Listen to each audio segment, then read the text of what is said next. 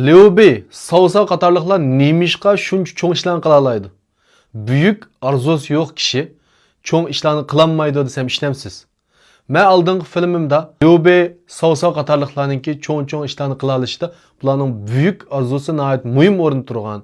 Zhuge Liang, Xunyu qatarlıqlarningki arzusi bor, ammo buyuk arzusi bo'lmaganligi uchun bularga ergishdi desam nurg'un do'stlar Zhuge Liangning arzusi va kim arzusi yo'q deydi. Xunyuning arzusi va ularning nurg'un arzulari va kim arzusi yo'q deydi deb menga ayrim xona uchurlarni yozibdi-da.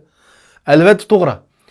Zhuge Liang bo'lsin, Xunyu bo'lsin, nurg'un mushavir sanog'ullarningki o'ziga tushlik arzulari bor.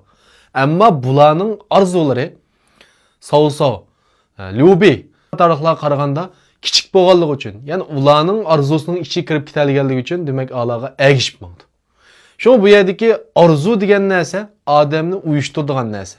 Sizda bir buyuk arzu bo'lgan vaqtda, cho'ng bir arzu bo'lgan vaqtda siz o'zingizning kichik bo'lgan arzudikilarni, arzusi yo'q kishilarni atrofingizga yig'a olasiz, ularni uyushtira olasiz. Shunga cho'ng ishlarni qilaman degan odamlar cho'qim buyuk arzularni tiklash kerak. Qalbida bir o't bo'lish kerak. Mushu mazmunni texim tafsili, texim cho'nqur tushunmoqchi bo'lsanglar, anglamoqchi bo'lsanglar, bizningki 4-oyning 15-kuni Pichan noyisida naq maydon darsimiz bor. 3 podshohlik va korxona boshqarish, g'arbga sayohat va boshqarish tadbiri, igilik tadbiri temasida naq maydon dars uyushtiriladi. Mushu darsga qatnashib anglab olsanglar bo'ladi. Darsga qatnashmoqchi bo'lgan do'stlar, ayrim xonaga undidoringlarni yo'llab qo'yinglar.